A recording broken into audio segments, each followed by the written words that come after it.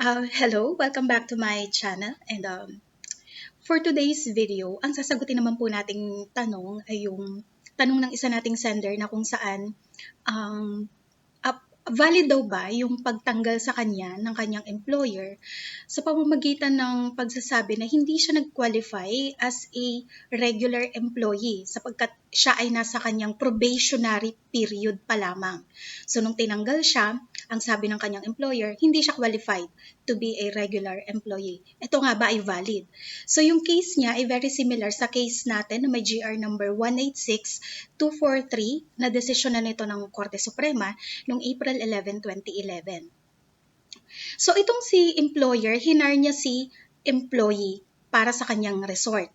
So hinar siya dito sa Manila pero i-assign siya sa ibang lugar. Probationary employee siya for 3 months and then yung nakalagay sa kanyang employment contract ay yung kanyang salary, yung kanyang round trip tickets mula sa lugar ng kanyang assignment pabalik sa Manila, and then yung kanyang cellphone allowance, yung kanyang VLNSL kung sakali siya ay maging regular, yung kanyang prorated 13th month, yung kanyang probationary period na 3 buwan, yung kanyang board and lodging, at medical insurance. Okay. I-clear ko lang ha, yung 3-month probationary period ay inaalaw ng batas, okay? Under the law, ang minimum ay 6 months probationary period. Pero kung magbibigay sa employer ng mas magandang benepisyo, like in this case, 3 buwan lang yung probationary period, mas magandang benepisyo ito para sa empleyado, allowed yun ng batas. Okay, so yun ang laman ng kanyang employment contract nung siya ay na-hired. So nag-start siya nung January 2007. However, nung March, same year, nakatanggap siya ng tawag mula sa kanyang employer, pinababalik siya sa Manila. And then pagdating niya dito sa Manila, napag-alaman niya na yung kanyang serbisyo ay tina-terminate na. So, sabi niya, asan ang notice of termination? Pero walang ibinigay sa kanya. Ang sabi lang ng kanyang employer ay hindi siya nakapasa bilang hindi siya nakapasa sa kanyang probationary period of employment. So, from January to March, more or less 2 months lang siya. Okay? So, nag-file siya ngayon ng kaso na illegal dismissal. And ang sabi ng kanyang employer, ayun nga, hinar siya bilang isang probationary employee. At yung kanyang services ay na-terminate because he failed to qualify for regular employment. Hindi siya nag-qualify. And ang sabi pa ni employer, hindi niya na kumpleto yung kanyang job specification gaya ng paggawa ng financial budgets, yung sales projection, yung website development and marketing plan, okay, na relevant sa kanyang position. So, noong November 22, 2007, nagdesisyon si labor arbiter in favor of the employee. Ang sabi niya, mayroong illegal dismissal.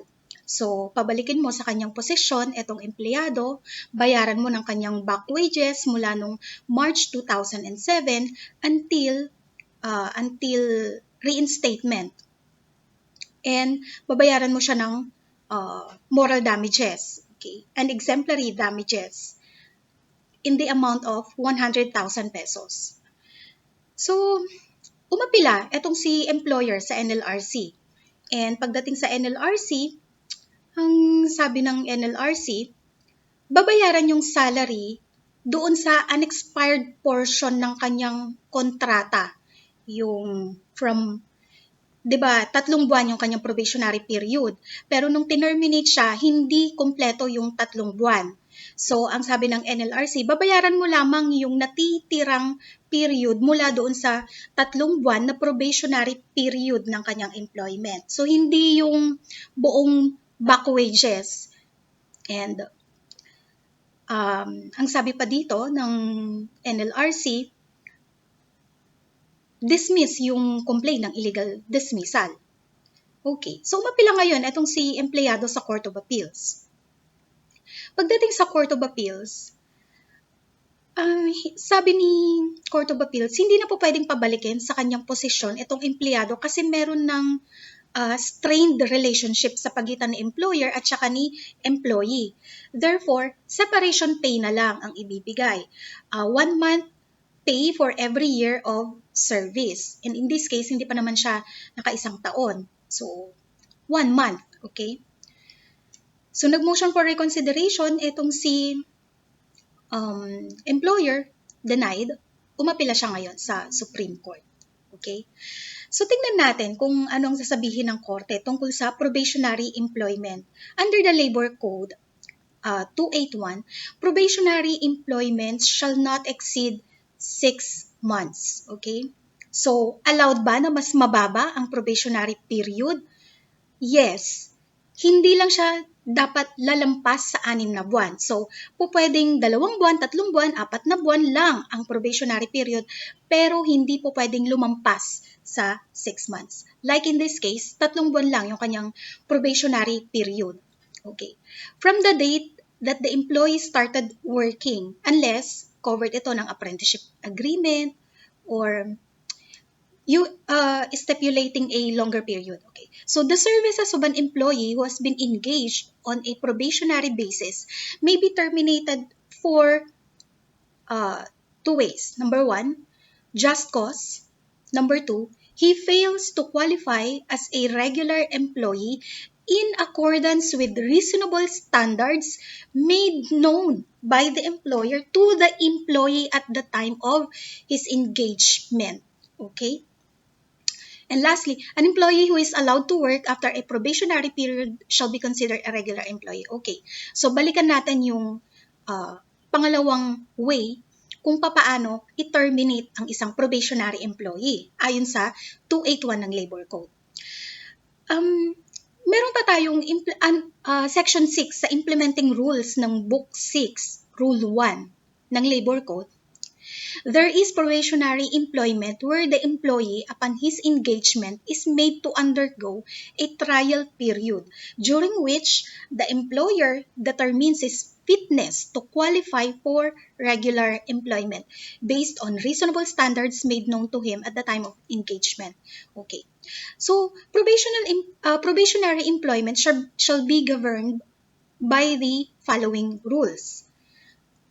1, the services of an employee who has been engaged on a probationary basis may be terminated only for just or authorized cause. Yun yung binanggit natin kanina sa Article 281. Yun yung una.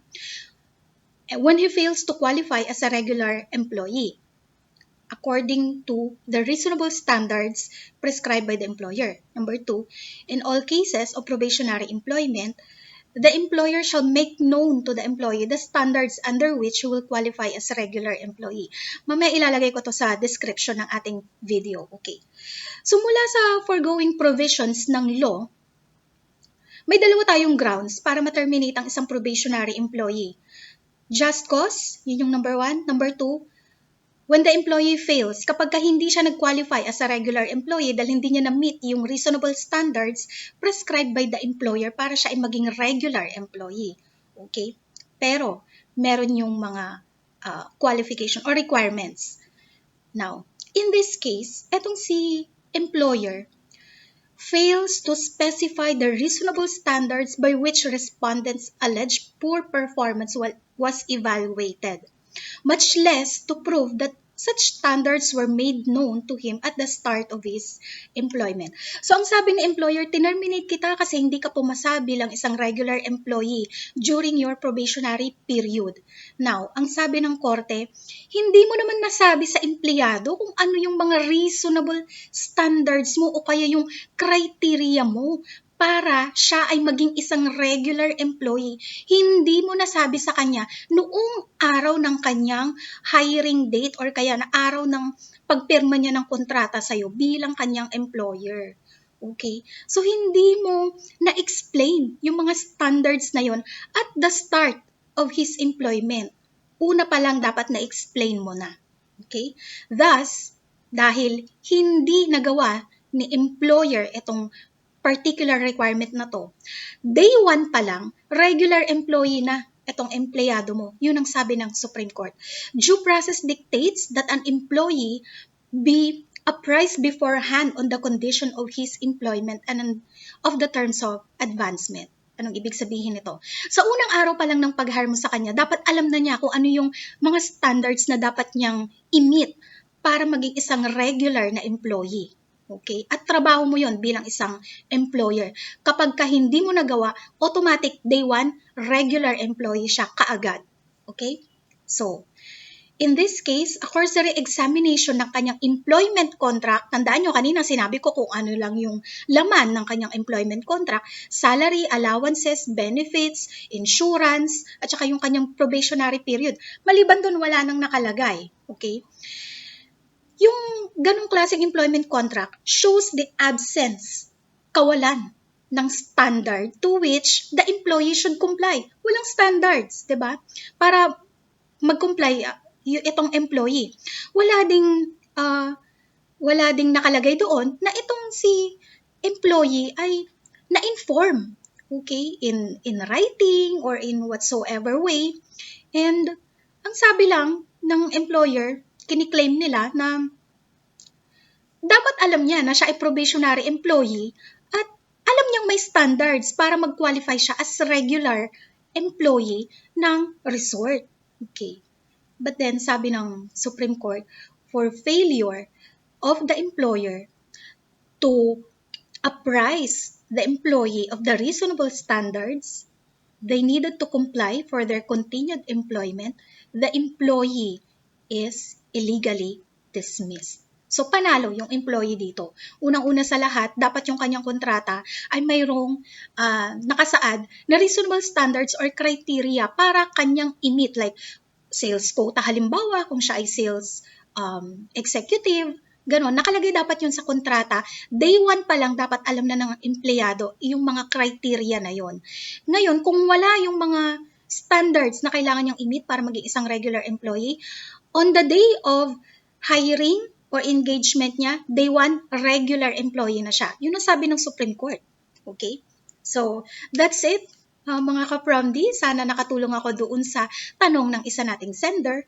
And for follow-up questions or kung merong clarifications, please comment down your questions below and babalikan natin yan isa-isa. Okay? And thank you for watching.